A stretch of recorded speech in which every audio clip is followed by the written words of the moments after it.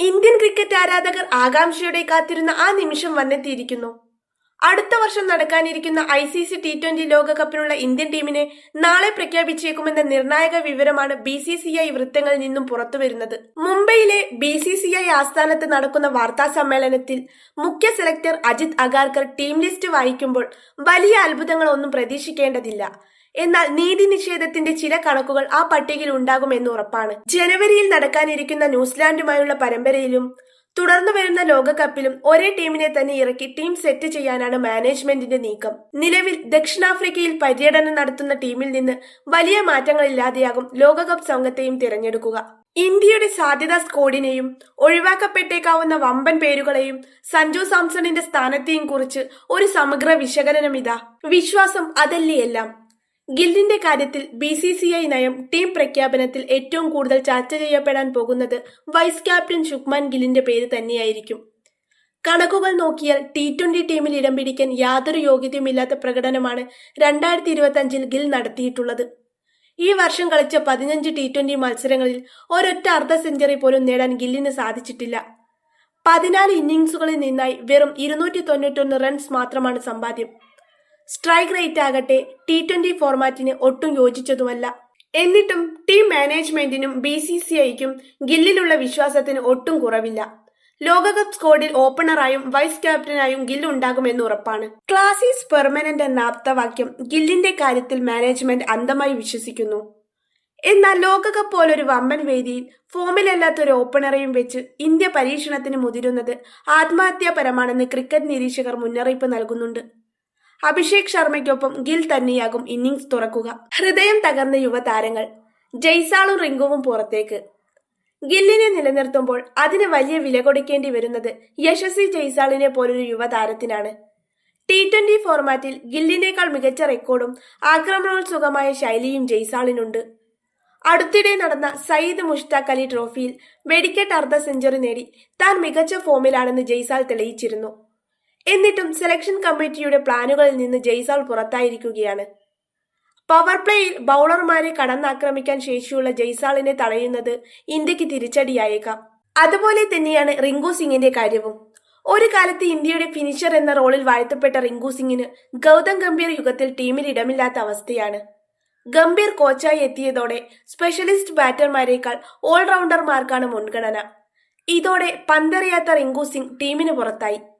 Finishing റോളിൽ ഹാർദിക്കിനെയും ശിവം ദുബെയെയും അക്സറിനെയുമാണ് ഗംഭീർ വിശ്വസിക്കുന്നത്. മലയാളി ആരാധകർ ഉറ്റുനോക്കുന്ന സഞ്ജു സാംസണിന്റെ കാര്യത്തിൽ ആശ്വാസത്തിനും ആശങ്കയ്ക്കും വകയുണ്ട്. ലോകകപ്പിനുള്ള 15-അംഗ സ്ക്വാഡിൽ സഞ്ജു സാംസൺ സ്ഥാനമുറപ്പിക്കും. എന്നാൽ പ്ലേയിങ് 11-ൽ അദ്ദേഹത്തിന് അവസരം ലഭിക്കുമോ എന്നത് കണ്ടറിയണം. നിലവിലെ സാഹചര്യത്തിൽ അതിന് സാധ്യത കുറവാണ്. ടീം മാനേജ്മെന്റ് ലോവർ ഓർഡറിൽ ഫിനിഷർ റോളിൽ വിശ്വസിക്കുന്നത് ജിതേഷ് ശർമ്മയെയാണ്.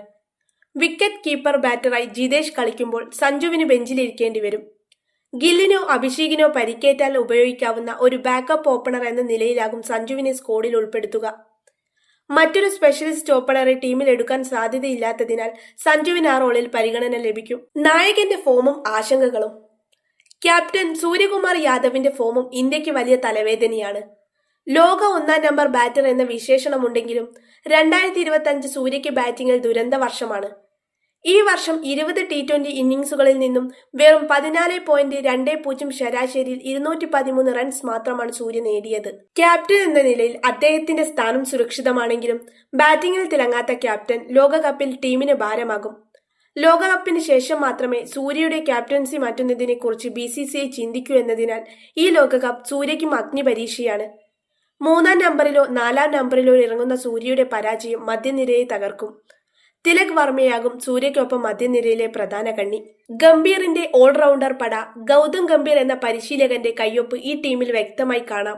സ്പെഷ്യലിസ്റ്റ് ബാറ്റർമാരെക്കാൾ ബാറ്റിംഗിനൊപ്പം ഒരു ഓവറെങ്കിലും എറിയാൻ കഴിയുന്നവർക്കാണ് ഗംഭീർ മുൻഗണന നൽകുന്നത്. അതുകൊണ്ടു തന്നെ ഹാർദിക് പാണ്ഡ്യ, ശിവൻ ദുബൈ, അക്സർ പട്ടേൽ, വാഷിംഗ്ടൺ സുന്ദർ എന്നിവർ ടീമിൽ സ്ഥാനമുറപ്പിക്കും. ഇതിൽ ആരെങ്കിലും ഒരാൾ പരാജയപ്പെട്ടാൽ പോലും പകരക്കാരനായി മറ്റൊരു ഓൾറൗണ്ടറെയാകും പരിഗണിക്കുക. ബൗളിംഗ്. ബുംറ എന്ന വജ്രായുധം. ബൗളിംഗ് ഡിപ്പാർട്ട്മെന്റിൽ പരീക്ഷണങ്ങൾക്ക് മുതിരാതെ ഏറ്റവും വിശ്വസ്തരായവരെ തന്നെയാകും അഗാർക്കർ തെരഞ്ഞെടുക്കുക. പേസ് ആക്രമണത്തിന് ചുക്കാൻ പിടിക്കാൻ ജസ്പ്രീത് ബുംറയുണ്ടാകും.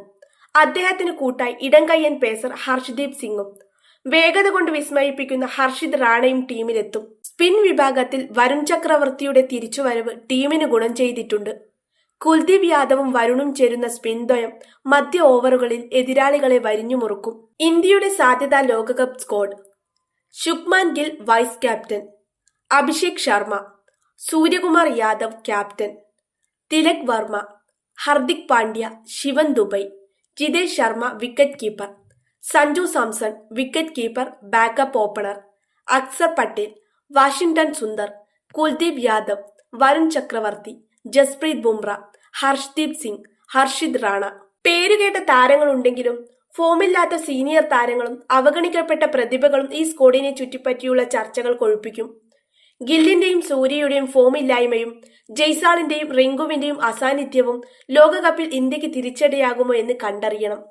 നാളെ അഗാർക്കർ ലിസ്റ്റ് വായിക്കുമ്പോൾ അത് വെറുമൊരു ടീം പ്രഖ്യാപനമല്ല, ഇന്ത്യൻ T20 ക്രിക്കറ്റിന്റെ ഭാവിയെക്കുറിച്ചുള്ള വ്യക്തമായ സൂചന കൂടിയായിരിക്കും.